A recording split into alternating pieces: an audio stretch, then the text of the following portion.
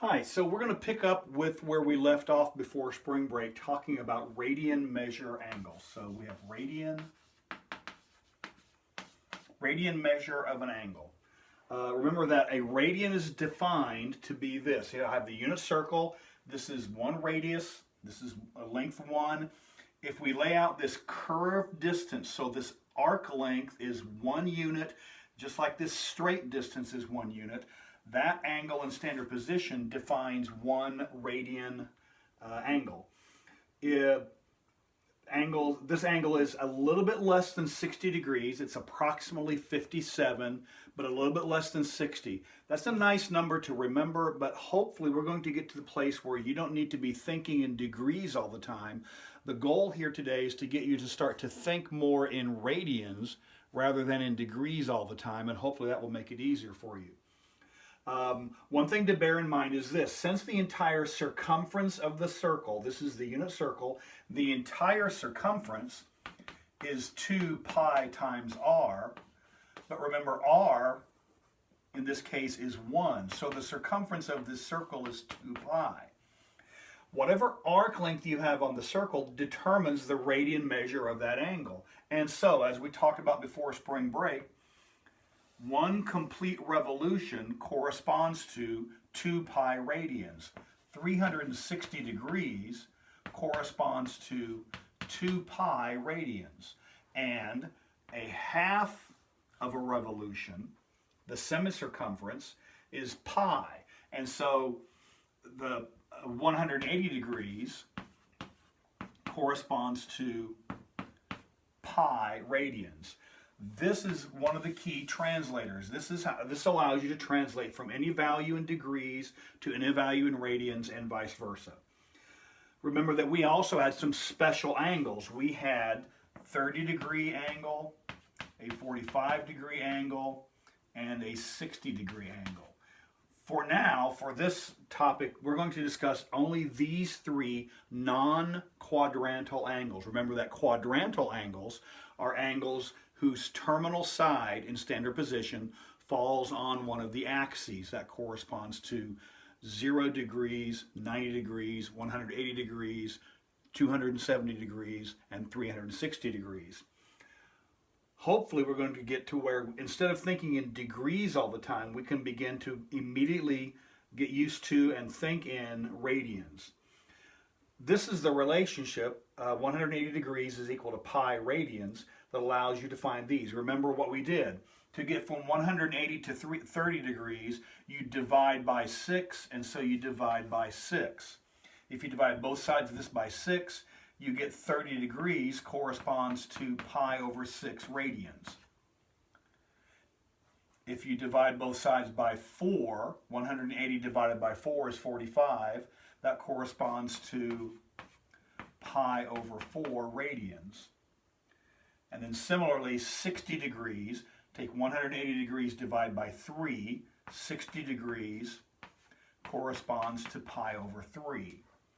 And so 30 degrees is pi over 6, 60 degrees is pi over 3. Remember that is opposite.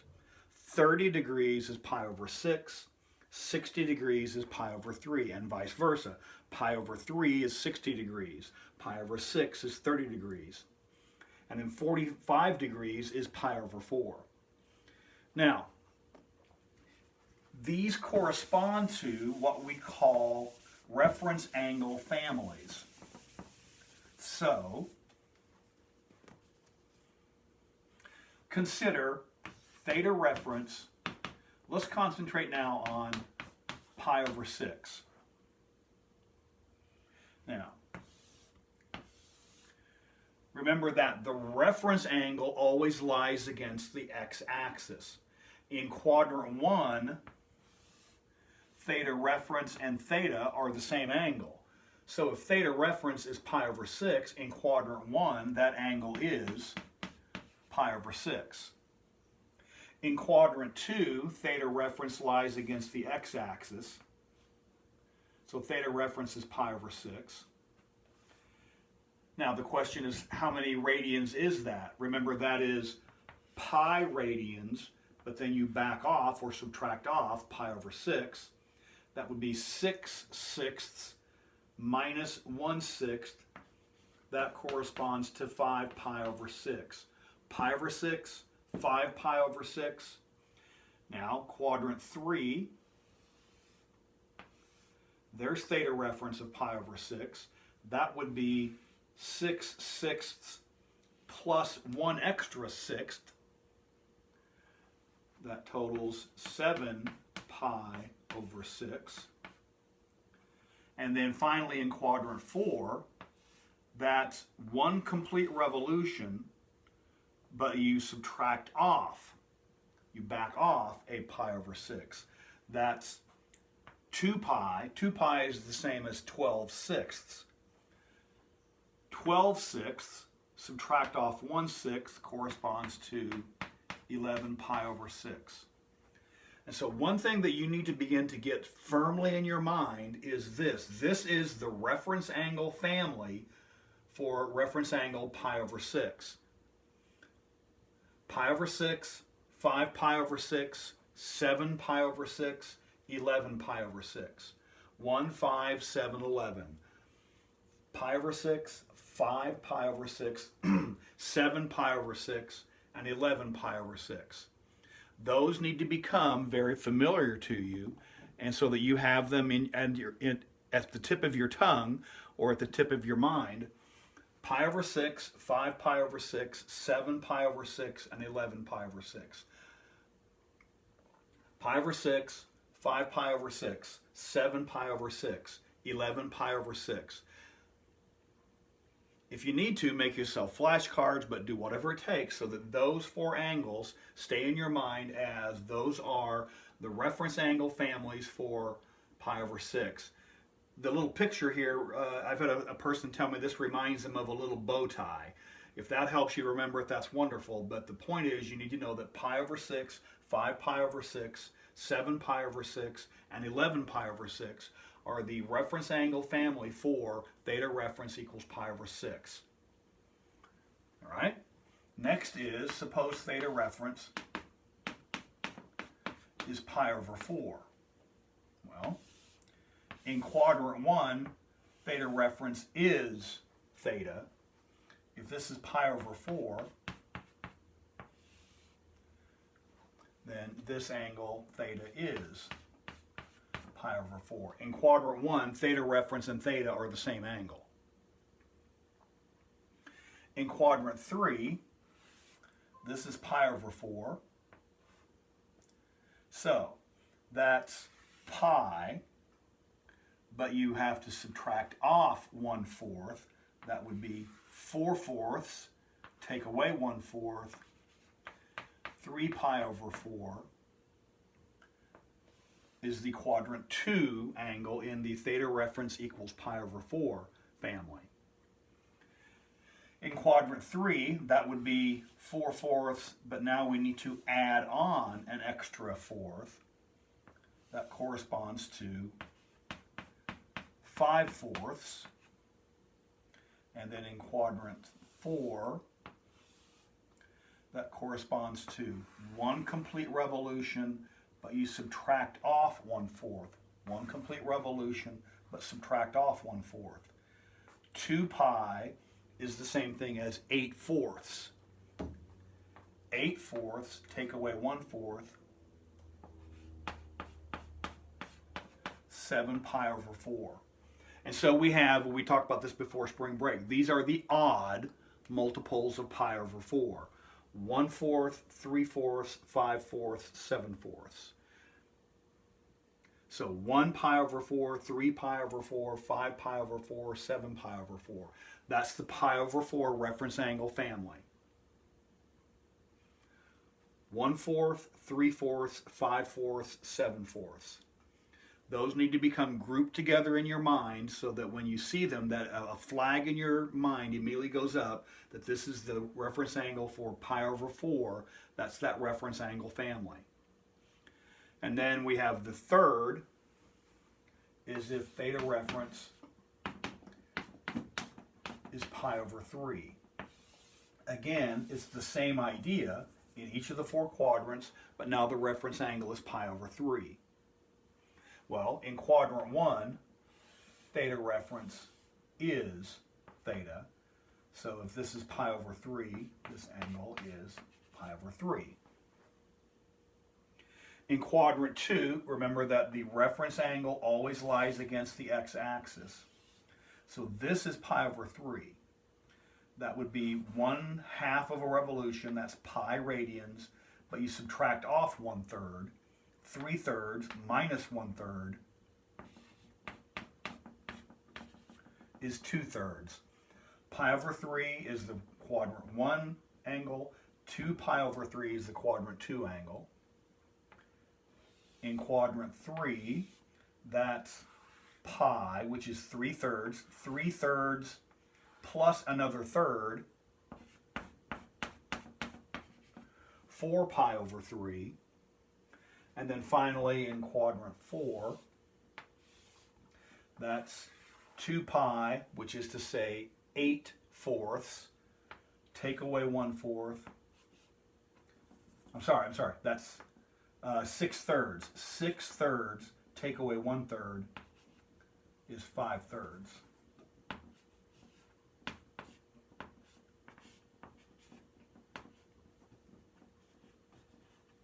So we have 1/3, 2/3, 4/3, and 5/3. Those are the reference angle families. Pi over 3, 2 pi over 3, 4 pi over 3, and 5 pi over 3.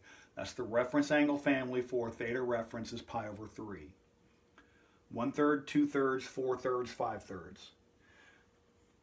If pi over 4 is the reference angle, remember there's an easy memory device for that. That's the odd multiples of pi over 4.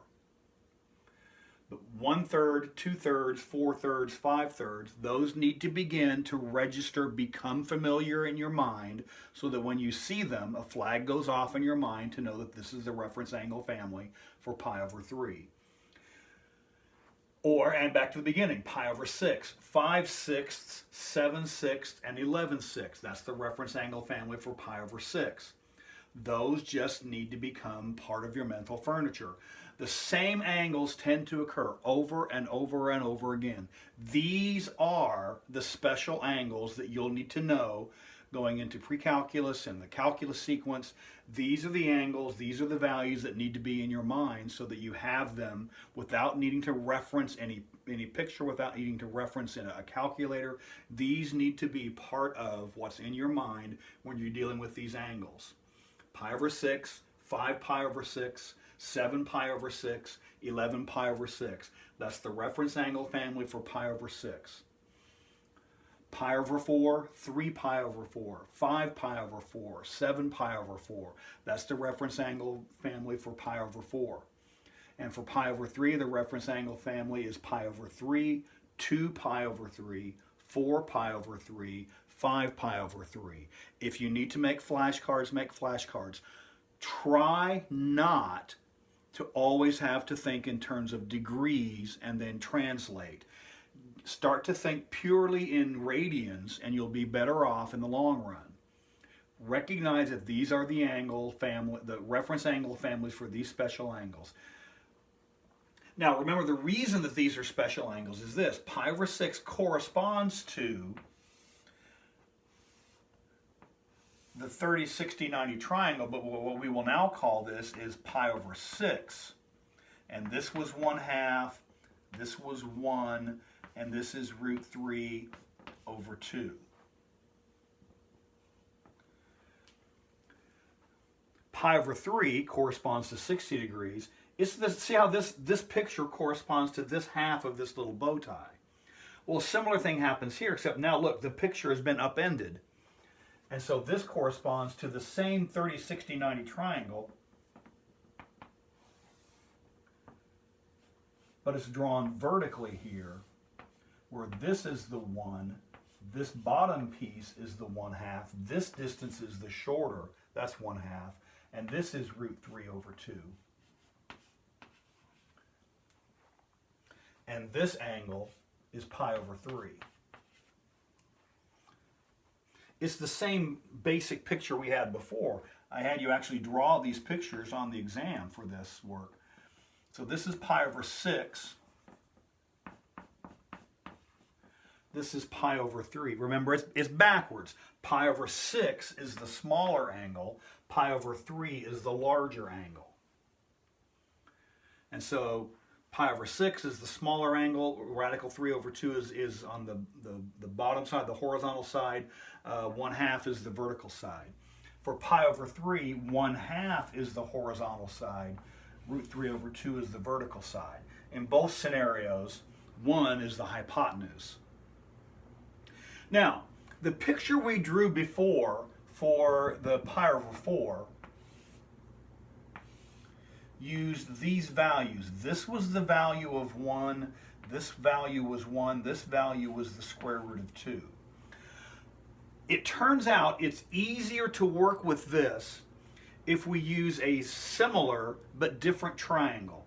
What we're going to do is take these three values and divide each of them, make a similar triangle but smaller, divide each of these three values by the square root of 2.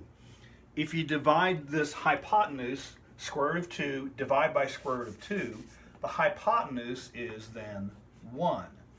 Each of these sides then becomes 1 divided by the square root of 2, 1 over the square root of 2. And remember, for our purposes, you do not need to rationalize the denominator. You do not need to write this as square root 2 over 2. If you want to, that's fine, but you do not need to. In the long run, it's just as easy to leave this as 1 over radical 2 and work with it this way.